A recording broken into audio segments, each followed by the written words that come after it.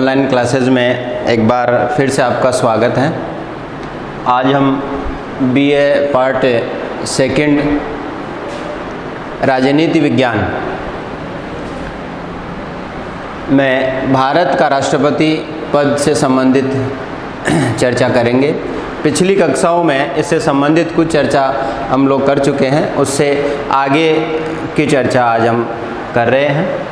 एक महत्वपूर्ण बिंदु के रूप में जो बात है राष्ट्रपति पद के लिए, वो इनकी पद अवधि से संबंधित है, इनके कार्यकाल से संबंधित हैं, जिसको अपन अंग्रेजी में टेन्योर भी कह सकते हैं। तो राष्ट्रपति पद का जो कार्यकाल है वह प्राय 5 वर्ष का माना जाता है। 5 वर्ष का माना जाता है। ये सामान्य परिस्थितियां हैं। संवैधानिक रूप से अनुच्छेद 56 की शब्दावली में ये सामान्य परिस्थिति है जिसमें राष्ट्रपति पद का कार्यकाल 5 वर्ष का संविधान ने नियत किया है। लेकिन इसके कई सारे परंतु यहाँ पर अनुच्छेद 56 में मौजूद हैं। कई सारे प्रोविजोज या परंतु जिसे अपन कह सकते हैं वो मौजूद हैं। पहला, राष्ट्रपति स्वेच्छा से पद त्याग कर सकते हैं। राष्ट्रपति स्वेच्छा या पद त्याग कर सकते हैं। इसके लिए वह अपना इस्तीफा दे सकते हैं। इस्तीफा देने की जो प्रक्रिया इनकी है वह यहाँ पर बड़ा जानना आप लोगों को बड़ा दिलचस्प होगा। और सामान्यतः बहुत सारे लोग यहाँ पर कंफ्यूज रहते हैं कि राष्ट्रपति अपना इस्तीफा किसको सौंपेंगे, क्योंकि राष्ट्रपति से बड़ा पद संविधान में निर्धारित नहीं किया गया है। यहाँ पर देखने वाली बात है जो कि बड़ी दिलचस्प भी है। राष्ट्रपति अपना इस्तीफा अपने से अधीनस्थ उपराष्ट्रपति को सौंपते हैं। अपने से अधीनस्थ उपराष्ट्रपति को सौंपते हैं और ये चीज़ वाइस वर्सा है। उपराष्ट्रपति अपना इस्तीफा राष्ट्रपति को सौंपते हैं, लेकिन वह इतनी बात जो है ऑफ रूट नहीं लगती है जितना कि राष्ट्रपति उपराष्ट्रपति को अपना इस्तीफा सौंपने की बात सामने आती है। लेकिन ये संवैधानिक तथ्य हैं, संविधान की प्रावधान है जिसमें राष्ट्रपति अपना इस्तीफा उपराष्ट्रपति को सौंपेंगे। एक कारण पद त्याग स्वेच्छाया छोड़ सकते हैं, वॉलेंटरली हो सकता है। दूसरा कारण इनका जो है कॉज जो है वो डेथ भी हो सकता है, मृत्यु को प्राप्त हो सकते हैं, या अपना पदीय कर्तव्यों का निर्वहन करने में असमर्थता की स्थिति भी हो सकती है। पदीय कर्तव्यों का निर्वहन करने में असमर्थता की स्थिति भी हो सकती है। ये कुछ कारण जो है इस अनुच्छेद में वर्णित किए गए हैं जिनमें राष्ट्रपति अपना इस्तीफा दे सकते हैं। इसके अलावा और भी कुछ कारण ऐसे हैं जिसमें राष्ट्रपति पर महाभियोग लगा करके, जिसकी चर्चा आगे अनुच्छेद 61 में अपन महाभियोग के बिंदु पर करेंगे, वहाँ भी संसद महाभियोग लगा करके राष्ट्रपति को पद से हटा सकती है। यहाँ पर अनुच्छेद 56 में जो वर्णन है वो इस प्रकार से है कि राष्ट्रपति पर अगर संविधान के कदाचार से संबंधित कोई मामला बनता हो, मिसकंडक्ट अगर बनता हो, तो ऐसी स्थिति में राष्ट्रपति का पद जो है महाभियोग लगा करके राष्ट्रपति को पद छोड़ने के लिए बाध्य किया जा सकता है। तो ये कुछ परिस्थितियां ऐसी हैं जो राष्ट्रपति के कार्यकाल से संबंधित हैं और इनके अधीन रहते हुए ही राष्ट्रपति सामान्य परिस्थितियों में अपना कार्यकाल 5 वर्ष का पूरा करता है। और यहाँ पर एक ध्यान देने वाली जो महत्वपूर्ण बात है वो ये भी है कि राष्ट्रपति तब तक कार्य करता रहेगा चाहे उसका 5 वर्ष का कार्यकाल पूरा क्यों नहीं हो गया हो, जब तक उसका उत्तराधिकारी अपना पद ग्रहण नहीं कर लेता है। और ये छूट संविधान में ही राष्ट्रपति को दी गई है। अर्थात सामान्य परिस्थितियों में राष्ट्रपति का पद कभी खाली नहीं होगा। सामान्य प्रक्रिया में राष्ट्रपति का कार्यकाल पूरा होने से पूर्व ही निर्वाचन करवा लिए जाते हैं और उनकी अंतिम तिथि को जो है नया राष्ट्रपति अपना पद ग्रहण कर लेता है। और अगर किसी कारणवश राष्ट्रपति का पद जो है रिक्त हो जाता है, जो है नया राष्ट्रपति उत्तराधिकारी उनका नहीं आता है, तो पुराने राष्ट्रपति अपने पद पर तब तक बने रहेंगे जब तक कि नया उत्तराधिकारी निर्वाचित होकर के नहीं आ जाता है। और ये चलता रहेगा चाहे वो 5 वर्ष से अधिक ही क्यों नहीं हो गया हो, क्योंकि राष्ट्रपति का जो निर्वाचन है राष्ट्रपति का निर्वाचन एक बड़ी विशद प्रक्रिया है, जैसा कि पिछली कक्षा में अपन ने चर्चा भी किया था कि ये एक निर्वाचक मंडल के द्वारा किया जाता है और उस निर्वाचक मंडल का गठन संसद के दोनों सदनों के निर्वाचित सदस्यों से तथा राज्यों की विधानसभाओं के सदस्यों से मिलकर के होता है। अब उसमें कई सारी परिस्थितियां सामने आती है। संभव है कि किसी समय संसद के कुछ सांसदों के पद खाली हों, रिक्तियां हों, या संभव है कि कई बार राज्यों की विधानसभाओं के चुनाव संपन्न नहीं हो पाए हों, उनका कार्यकाल पूरा हो गया हो, ऐसे समय में राष्ट्रपति का निर्वाचन हो रहा हो, राष्ट्रपति का कार्यकाल पूरा हो रहा हो, या संभव है कि कई बार अचानक से किन्हीं राजनीतिक कारणों से विधानसभाएं भंग कर दी जाती हैं, तो ऐसी स्थिति में कोई विधानमंडल अस्तित्व में ही नहीं हो। ऐसे कुछ कारण जो है यहाँ पर मौजूद होते हैं, इसीलिए राष्ट्रपति का निर्वाचन एक लंबी और दुरूह प्रक्रिया हो जाती है। लेकिन इन सभी बातों का निपटारा करते हुए हमारे माननीय सर्वोच्च न्यायालय ने कुछ मामलों में ऐसा निर्धारित कर दिया है कि संघ की जो लेजिस्लेचर हैं, संसद हैं, और राज्यों का जो लेजिस्लेशन है उसके चाहे कुछ पद खाली हों या राज्यों की पूरी विधानसभा भंग हो, एक या अधिक राज्यों की विधानसभा अस्तित्व में नहीं हो, इनका राष्ट्रपति के निर्वाचन पर कोई असर नहीं पड़ेगा, क्योंकि एक दो बार ऐसे मुद्दे आए हैं जहां पर राष्ट्रपति का निर्वाचन इस कारण से लंबित हुआ कि एक राज्य विशेष की विधानसभा अस्तित्व में नहीं थी। तो ये मामला सर्वोच्च न्यायालय तक पहुंचा और अंततः माननीय न्यायालय ने यह निर्धारित किया और एक कानून के नज़ीर के रूप में इसको स्थापित कर दिया गया कि किसी राज्य की विधानसभा के अस्तित्व में होने या नहीं होने, संसद के किसी सदस्य कोई अस्तित्व में होने या नहीं होने का अंतर जो है, अस्तित्व में नहीं होने का अंतर राष्ट्रपति के निर्वाचन पर नहीं पड़ेगा। और राष्ट्रपति का निर्वाचक मंडल जो मौजूद सदस्य हैं, मौजूद विधानसभाएं हैं या संसद के जो मौजूदा जो सदस्य हैं, उनको मिलाकर ही पूर्ण मान लिया जाएगा। तो राष्ट्रपति का जो कार्यकाल है वो इन कई सारी बातों के अधीन जो है निर्भर करता है और सामान्य परिस्थितियों में वे अपना 5 वर्ष का कार्यकाल पूरा करते हैं। अपवादिक रूप से अगर उन्होंने स्वेच्छा या पदत्याग नहीं कर दिया हो, इस्तीफा नहीं दे दिया हो, या मृत्यु को प्राप्त नहीं हो गए हो, या कार्य करने में असमर्थ नहीं हो, या उनको महाभियोग लगा करके अपने पद से नहीं हटा दिया गया हो, ऐसी स्थिति में वह अपना 5 वर्ष का कार्यकाल पूरा करते हैं और उनका उत्तराधिकारी आने तक वह अपने पद पर बने रहते हैं, चाहे उनका 5 वर्ष पूरा ही क्यों नहीं हो गया हो। ये संवैधानिक प्रावधान है।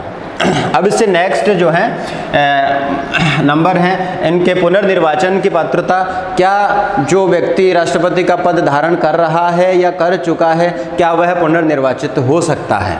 ये एक अहम मुद्दा है और कई बार कई सारी प्रतियोगी परीक्षाओं में भी आप लोगों से ऐसे सवाल पूछे जाते हैं। तो ये बड़ा जानने योग्य और दिलचस्प तथ्य हैं कि भारत के संविधान में जो व्यक्ति राष्ट्रपति बन चुका है या बन रहा है, उसके उस पद पर पुनर्निर्वाचित होने के लिए कोई पाबंदी नहीं है। हालांकि ये संविधान इस बात को मेंशन नहीं करता है या इस बारे में कोई कानूनी प्रावधान उपलब्ध नहीं है कि एक व्यक्ति कितनी बार अधिकतम जो है वो राष्ट्रपति बन सकता है। ऐसा कोई जो बाध्यकारी प्रावधान मौजूद नहीं है। संवैधानिक प्रावधानों के तहत इतना कहा गया है कि पुनर्निर्वाचन की पात्रता पर या पुनर्निर्वाचन पर किसी प्रकार की रोक नहीं होगी। जो पद धारण कर रहा है या कर चुका है वह पुनर्निर्वाचित हो सकता है, लेकिन उसे अनुच्छेद 56 के उपबंधों के अधीन इस बात को देखना होगा। ये अनुच्छेद इस बात को स्पष्ट करता है कि अनुच्छेद जो 57 है वो अपने आप में स्वतंत्र अनुच्छेद नहीं है, बल्कि अनुच्छेद 56 से के अधीनस्थ इसको माना जाएगा। तो री इलेक्शन हो सकता है और ऐसा उदाहरण भी कई बार मिला है कि हमारे कई सारे राष्ट्रपति जो हैं 2 बार जिन्होंने अपना कार्यकाल पूरा किया है, जैसे कि भारत के प्रथम राष्ट्रपति की गिनती भी हम यहाँ कर सकते हैं। इसके बाद बात आती है राष्ट्रपति पद की योग्यताएं। पद की योग्यताएं क्या है? वैसे तो इसका संक्षिप्त विवरण अब हमने पिछली क्लास में चर्चा कर लिया था और एक सामान्य सी बात है, थोड़ा सा कि यहाँ पर इसको रिपीट अपन कर रहे हैं। पद के लिए जो अहर्ताएं हैं, योग्यताएं हैं, जो उसकी क्वालिफिकेशंस हैं, वो सामान्य रूप से भारत का नागरिक होना चाहिए। और दूसरी योग्यता वह अहर्ता जो है वो 35 वर्ष की आयु पूरी कर चुका होना चाहिए और इसके साथ ही वह किसी लाभ के पद पर नहीं होना चाहिए। किसी लाभ के पद पर नहीं होना चाहिए। इसके अलावा एक सामान्य सी शर्त जो सामान्य बात है वो इसमें ये जोड़ी गई है कि वह किसी विधान मंडल का, विधानसभा का या संसद का सदस्य भी नहीं होना चाहिए। यद्यपि इसमें छूट इतना रखा गया संवैधानिक प्रावधानों में कि अगर कोई व्यक्ति संसद का सदस्य रहते हुए या किसी राज्य विधानसभा या विधान परिषद का सदस्य रहते हुए राष्ट्रपति निर्वाचित कर लिया जाता है तो उनके शपथ ग्रहण की तिथि से उक्त सदन में उनका पद रिक्त मान लिया जाएगा, अर्थात उनके निर्वाचित होने पर वो डिस्क्वालिफिकेशन का मामला नहीं बनेगा। अगर वह संघ के जो विधायिका है उसका सदस्य हो या किसी राज्य के विधान मंडल का, विधानसभा का सदस्य हो तो वह उसको डिस्क्वालीफाई नहीं करेगा। यद्यपि जिस दिन वह राष्ट्रपति के रूप में शपथ ग्रहण करेंगे उस दिन से उनका उस उपरोक्त सदन में स्थान रिक्त स्वतः ही मान लिया जाएगा। इसकी चर्चा अपन पहले भी कर चुके हैं। तो ये राष्ट्रपति पद के लिए कुछ योग्यताएं निर्धारित की गई। इससे नेक्स्ट जो है कुछ शर्तें भी लगाई गई हैं, कुछ शर्तें भी इस पर लगाई गई हैं। हालांकि कुछ लोग इस बात को लेकर के थोड़ा सा भ्रम की स्थिति में होते हैं कि योग्यताओं में और शर्तों में कुछ अंतर नहीं है, लेकिन वास्तव में संवैधानिक दृष्टिकोण से और व्याकरणिक दृष्टिकोण दोनों ही स्थितियों से इन शब्दों में अंतर है और इन परिस्थितियों में भी अंतर है।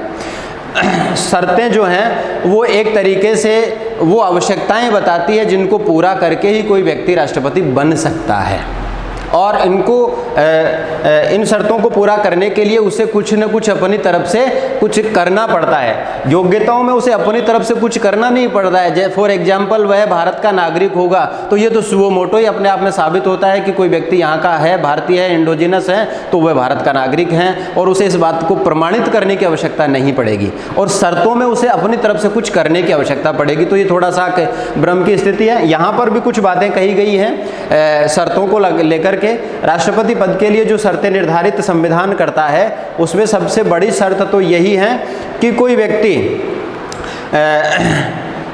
राष्ट्रपति पद ग्रहण करने की तिथि से लाभ के पद पर नहीं होगा। अगर ऐसा होता है तो वह साबित कदाचार माना जाएगा, उसे सब प्रकार के लाभ के पदों का त्याग करना पड़ेगा। यहाँ की अपने को एक बात यहाँ पर और प्रोविजन समझना पड़ेगा कि यहाँ पर भी राष्ट्रपति को कुछ उन्मुक्तियाँ दी गई हैं। आगे इन पे अपन उन्मुक्ति इम्यूनिटीज एंड प्रिविलेजेज के अंतर्गत अपन इन पर और विस्तार से बातचीत करेंगे। यहाँ पर केवल इतनी चर्चा हम कर रहे हैं कि राष्ट्रपति को यहाँ पर भी उन्मुक्ति है। वह किसी सदन का सदस्य नहीं होना चाहिए, लेकिन है तो वो डिस्क्वालीफाई नहीं है। उस दिन से उसको छोड़ा हुआ मान लिया जाएगा जिस दिन वह राष्ट्रपति पद की शपथ ले लेता है। इसी प्रकार लाभ के पद पर नहीं होना चाहिए, ये स्पष्ट प्रावधान संविधान का अनुच्छेद 59 करता है, शर्त के रूप में करता है। लेकिन यहाँ पर एक और उन्मुक्ति राष्ट्रपति को दी गई है कि वह लाभ का पद नहीं माना जाएगा अगर वह संघ का कोई मंत्री है, अगर राष्ट्रपति बनने से पूर्व वह किसी राज्य का कोई मंत्री हैं, अगर राष्ट्रपति बनने से पूर्व वह संघीय संसद का सदस्य हैं, अगर राष्ट्रपति बनने से पूर्व वह किसी राज्य विधानमंडल का सदस्य हैं, तो उसे लाभ का पद नहीं माना जाएगा। यद्यपि उपरोक्त पदों पर रहने वाले सभी पदाधिकारी गण राजकोष से वेतन प्राप्त करते हैं और संवैधानिक प्रावधान और कानूनी प्रावधान के अंतर्गत वह लोक सेवक हैं, ऐसा हमारे सर्वोच्च न्यायालय ने निर्धारित कर दिया गया है। और कई सारी हमारी आपराधिक विधियों में भी इस बात का उल्लेख है कि मंत्रीगण, सदस्य और इनसे संबंधित जो भी लोग हैं वह सारे के सारे लोक सेवक हैं, क्योंकि कहीं न कहीं वह किसी न किसी रूप में भारत के राजकोष से या राज्यों के राजकोष से वेतन प्राप्त करते हैं। उस श्रेणी में ये आना चाहिए, लेकिन राष्ट्रपति पद सर्वोच्च होने के कारण से यहाँ पर राष्ट्रपति को इन शर्तों में भी छूट दी गई है। इसके साथ ही यहाँ पर एक बात और कही गई है कि राष्ट्रपति को बिना किराया दिए अपने शासकीय आवासों का प्रयोग करने का अधिकार होगा। राष्ट्रपति जो हैं उनके लिए जो मेडिकल सुविधाएं होंगी, उनके लिए वाहन की सुविधाएं होंगी और अपने जो शासकीय निवास निर्धारित किए गए हैं वो सारे वेतन भत्तों सहित उनको दिए जाएंगे। उनको मिलने वाले वेतन भत्ते भारत की संचित निधि पर भारित होंगे, जिसका अर्थ ये है कि संसद में उस पर वोटिंग नहीं होगा, उसको बजट का नॉन प्रोफाइल हिस्सा माना जाएगा और उस पर कभी वोट नहीं लिया जाएगा। इसीलिए राष्ट्रपति का जो है वो शर्त यहाँ पर पूरी होती है कि वह अपने पद पर बने रहते हुए शासकीय निवासों का उपयोग करें, सारी सुविधाओं का उपभोग करें, वेतन भत्ते जो संसद समय समय पर विधि द्वारा निर्धारित करें उनको प्राप्त करने का अधिकार राष्ट्रपति को मिलेगा। इसके साथ ही यहाँ पर एक बात जो अनिवार्यतः जोड़ी गई है वो ये है कि राष्ट्रपति बनने के बाद उनके पदीय कर्तव्यों के निर्वहन में जो कार्य किए जाते हैं उनके लिए होने वाले समस्त खर्चे भारत के राजकोष से भारत की संचित निधि पर भारित होंगे। साथ ही साथ एक महत्वपूर्ण तथ्य यहाँ पर और है कि राष्ट्रपति बनने के बाद उनके जो वित्तीय मामले हैं या वित्तीय स्थितियां हैं या वेतन भत्ते या सुविधाओं की स्थितियां हैं उन सब में कोई भी अलाभकारी परिवर्तन नहीं किया जाएगा। अर्थात परिवर्तन जो होगा वो पॉजिटिवनेस लिए होगा, नेगेटिवनेस लिए नहीं होगा। जिसका साधारण रूप से आप ये समझ सकते हैं कि उनका वेतन बढ़ाया तो जा सकता है लेकिन घटाया नहीं जा सकता है। हाँ, कुछ एक अपवाद भी यहाँ पर भी मौजूद है। अगर आपातकालीन उपबंध अगर भारत में लागू हो और अनुच्छेद 360 प्रवर्तन में हो तो ऐसी स्थितियों में जो पदाधिकारीगणों का वेतन भारत की संचित निधि पर भारित होता है उनका भी जो है 360 प्रवर्तन में होने पर कुछ अलाभकारी परिवर्तन हो सकते हैं जो कि असामान्य स्थिति हैं और भारत के संसदीय इतिहास में ऐसा आज तक कभी हुआ नहीं है। तो सामान्य रूप से यही कहा जाएगा कि राष्ट्रपति पद के लिए जो है इनके निर्वाचित होने के बाद कोई भी अलाभकारी परिवर्तन इनमें नहीं किया जा सकता है। तो इनमें लाभकारी परिवर्तन ही अपेक्षित है, अलाभकारी परिवर्तन अपेक्षित नहीं है। कुल मिलाकर के ये संघ के सर्वोच्च पद होने के नाते इनके वित्तीय स्थिरता और वित्तीय स्वायत्तता को बनाए रखने के लिए संभवतः ऐसा प्रावधान संविधान करता है। इससे आगे का जो बिंदु है वो अनुच्छेद 60 में राष्ट्रपति शपथ प्रतिज्ञान करते हैं, शपथ लेते हैं। पद पर निर्वाचित होने के बाद उनको भारत के, अब इनको शपथ दिलाता कौन है? राष्ट्रपति को शपथ दिलाता कौन है? भारत के मुख्य न्यायाधीश, भारत के मुख्य न्यायाधीश, चीफ जस्टिस ऑफ इंडिया, संक्षेप में अपन इनको CJI भी लिख सकते हैं। भारत के मुख्य न्यायाधीश राष्ट्रपति को उनके पद की शपथ दिलाते हैं। संभवतः कई बार ऐसा होता है कि भारत के मुख्य न्यायाधीश उस समय पद पर नहीं हो या अपना पदीय कर्तव्यों का निर्वहन करने में असमर्थ हो, अवकाश पर हो या विदेश गए हों। तो ऐसी स्थिति में संवैधानिक प्रावधान ये है कि भारत का CJI के बाद जो सीनियर मोस्ट जज जो सुप्रीम कोर्ट का है वह उनको शपथ प्रतिज्ञान करवाएगा, शपथ दिलवाएगा। और शपथ प्रतिज्ञान जो है सामान्यतः इस प्रकार से होता है कि राष्ट्रपति को संविधान के संरक्षण की, संविधान के परिरक्षण की शपथ ईश्वर को साक्षी मान करके लेनी पड़ती है, जिसका मजमून सामान्यतः इस प्रकार से होता है कि जैसे राष्ट्रपति ये घोषणा करते हैं कि मैं, अर्थात अपना नाम उच्चारण करते हैं और उसके बाद बोलते हैं कि सत्य निष्ठा से प्रतिज्ञा करता हूँ या ईश्वर के समक्ष प्रतिज्ञा करता हूँ या शपथ लेता हूँ कि मैं भारत के संविधान का अक्षुण्ण बनाए रखने का जो है प्रयास करूँगा और किसी भी स्थिति में संविधान के विरुद्ध कोई कार्य नहीं करूँगा, संविधान के पूर्ण सुरक्षा की जिम्मेदारी का निर्वहन करूँगा। क्योंकि हमारी संवैधानिक स्थितियों में राष्ट्रपति जो हैं वो संविधान के संरक्षक भी माने गए हैं, संविधान के संरक्षक भी माने गए हैं। ऐसी स्थिति में संविधान की सुरक्षा की जो जिम्मेदारी है वह भी राष्ट्रपति की मानी गई है। तो ये शपथ प्रतिज्ञान राष्ट्रपति यहाँ पर करते हैं। शपथ प्रतिज्ञान के बाद एक और महत्वपूर्ण बात जो है राष्ट्रपति को लेकर है और वो है इन पर महाभियोग की प्रक्रिया। महाभियोग की प्रक्रिया जैसा कि नाम से ही स्पष्ट है, महाअभियोग ये एक बड़ा अभियोग है, महाअभियोग है। इम्पीचमेंट कह रहे हैं अपन अंग्रेजी में इसको, महाअभियोग। सामान्यतः हमारे संविधान में कुछ महत्वपूर्ण संवैधानिक पद ऐसे हैं जिनके लिए महाभियोग की प्रक्रिया का वर्णन संविधान करता है और जिन पर महाभियोग लगाए जाने की व्यवस्था निर्धारित की गई है। एक उदाहरण अपन ले लेते हैं, जैसे भारत के मुख्य निर्वाचन आयुक्त हैं, मुख्य निर्वाचन आयुक्त CEC और अदर जो आपके आयुक्त हैं यहाँ पर वो भी शामिल होंगे साहब इसमें। और आपके जो विजिलेंस कमिश्नर हैं, सीवीसी हैं, या जो अदर सीवीसीज हैं वो भी यहाँ पर शामिल होंगे।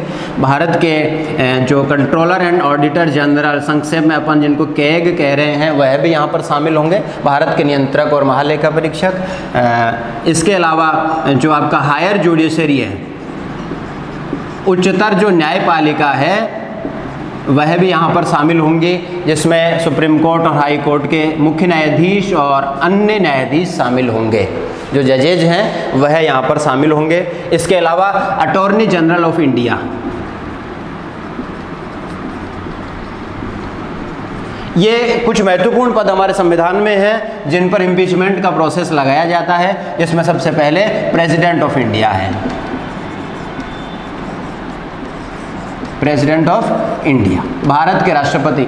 और मुख्यतः ये भी कहा जाता है कि वास्तविक जो इम्पीचमेंट का प्रोसेस है वो केवल राष्ट्रपति पद के लिए ही है माना गया है। हालांकि संविधान में इतने सारे पदों का वर्णन मुख्य रूप से किया गया है, जो भी करीब करीब इसी प्रक्रिया से इनको पदमुक्त किए जाने का प्रावधान है। जो इम्पीचमेंट का प्रोसेस है, महाभियोग की जो प्रक्रिया है, वह बड़ी कठिन और दुरूह प्रक्रिया है। भारत के संसदीय इतिहास में आज तक महाभियोग की प्रक्रिया किसी भी राष्ट्रपति के विरोध में नहीं लाई गई है, किसी भी राष्ट्रपति के विरोध में नहीं लाई गई है, क्योंकि इसका जो मुख्य आधार है वो है संविधान के तहत साबित कदाचार, मिसकंडक्ट। इसका एक ही आधार कहा गया है, साबित कदाचार, जिसको अपन मिसकंडक्ट भी कह सकते हैं। अर्थात राष्ट्रपति का कोई ऐसा आचरण जो संविधान के विरोध में हो, संविधान को कहीं न कहीं डैमेज करने वाला हो, संविधान को कहीं न कहीं हरेस करने वाला हो, ऐसा जो राष्ट्रपति का कोई कार्य होगा वही इसका आधार बनता है। इसकी कोई विस्तृत व्याख्या संविधान नहीं करता है कि साबित कदाचार शब्दावली से तात्पर्य क्या है। केवल इतना भर कहा गया है कि राष्ट्रपति अगर कोई मिसकंडक्ट करता है तो कुल मिला के ये कहा जा सकता है कि अगर राष्ट्रपति का कोई कार्य असंवैधानिक है, एक्स्ट्रा कॉन्स्टिट्यूशनल हैं, तो ऐसी स्थिति में राष्ट्रपति पर महाभियोग लाया जा सकता है। अब महाभियोग लाया जा सकता है, इसकी प्रक्रिया अनुच्छेद 61 में विस्तार से वर्णित की गई है। ये बड़ी जटिल और दुरूह प्रक्रिया है, सामान्य प्रक्रिया नहीं है। इसके तहत जो प्रावधान रखे गए हैं, उन प्रावधानों में सबसे महत्वपूर्ण बात यह है कि सामान्यतः राष्ट्रपति को कोई भी महाभियोग प्रस्ताव लाने से पूर्व सदन में किसी एक सदन को उन पर कोई महाभियोग लाने से पहले एक प्रस्ताव लाना पड़ेगा, महाभियोग चलाने का प्रस्ताव लाना पड़ेगा, और वह 14 दिन के पूर्व सूचना से पहले नहीं होगा। 14 दिन पूर्व सूचना दी जाएगी। इस प्रस्ताव की सूचना देने के बाद, और ये प्रस्ताव का समर्थन उस सदन के कम से कम 2/3 सदस्यों से होना चाहिए। 2/3 सदस्य ये प्रस्ताव लाएंगे, 2/3 सदस्य प्रस्ताव ला करके उस पर सदन में चर्चा होगी, और सदन अगर संतुष्ट हो जाता है तो ऐसी स्थिति में जो है राष्ट्रपति के लिए 2/3 सदस्य किसी सदन में, अब सदन कोई सा भी हो सकता है, संविधान में ये कहा गया है, चाहे तो लोकसभा